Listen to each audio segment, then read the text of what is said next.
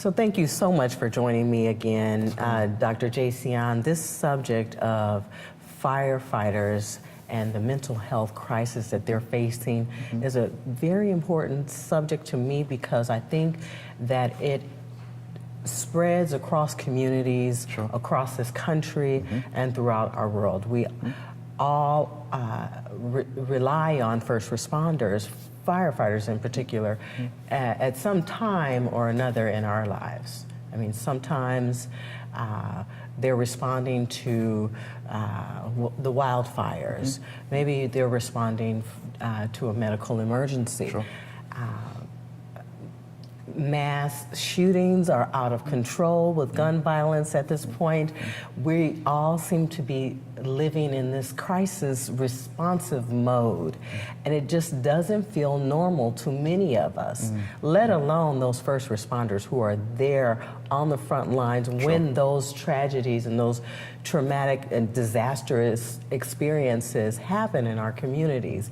And so it was really important for us to get together with those who are able to tell their stories and those who are responding and serving the communities while going through their own internal fires, so to speak. Sure, yeah. We, as I mentioned toward the end of our discussion, we could have met for another 2 or 3 hours. There were other relevant and related topics that we just didn't have the time to cover today, but I felt as if the experiences that they gave us today, the personal and professional experiences, are felt and experienced by, as you mentioned, people across the world, not just here in the Bay Area, not just here in California, but across the world. And I'm hoping that individuals can take this information and benefit from it in some way. One topic that we didn't go into as much detail about is just the long-term effects physically or medically of being exposed to stress and not dealing with that stress. That's just something that we just did not talk about, but both police, fire, and EMT all experience that, and there's research that shows that when you compare the group of first responders to non-first responders groups, they actually die before the rest of the population. So here they are putting their life on the line for many, many years, and the idea of retirement is before them, and they pass away significantly before everyone else. And so we talked about a good amount of topics that were relevant, and we even didn't have time for some others as well. Well, I'd like to continue the conversation. So I would ask the audience to subscribe to our YouTube channel. It's the Bay Area Mental Health Hour YouTube channel. You can find us there, and you can also find full episodes of our conversations there, as well as shorter clips that you can watch at your convenience. We are also going to include some of those clips and parts of conversations on Instagram and Facebook. Considering limited time on social media, it is limited.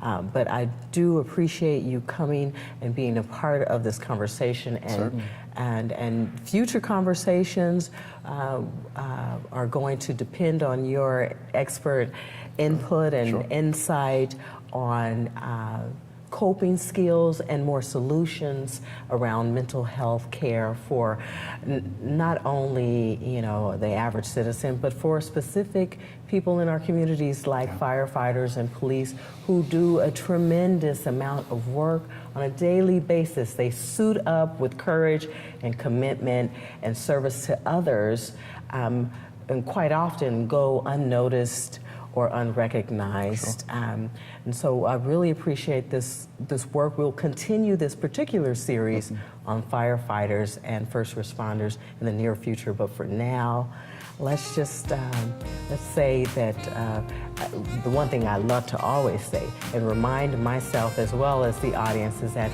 your mental health is as important as your physical health. So take care of both. Thank you. Thank you.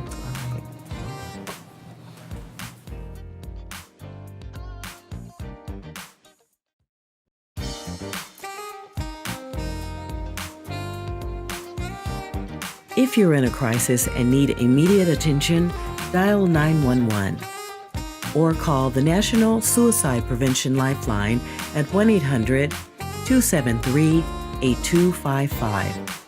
Or call Safe Call Now, a 24-hour, 7-day-a-week first responder helpline at 1-206-459-3020.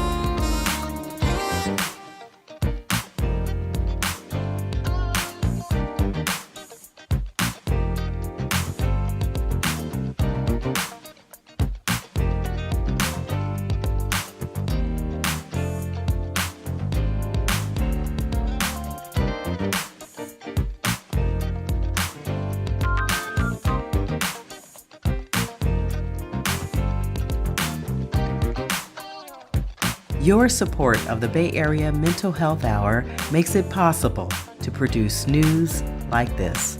Thank you.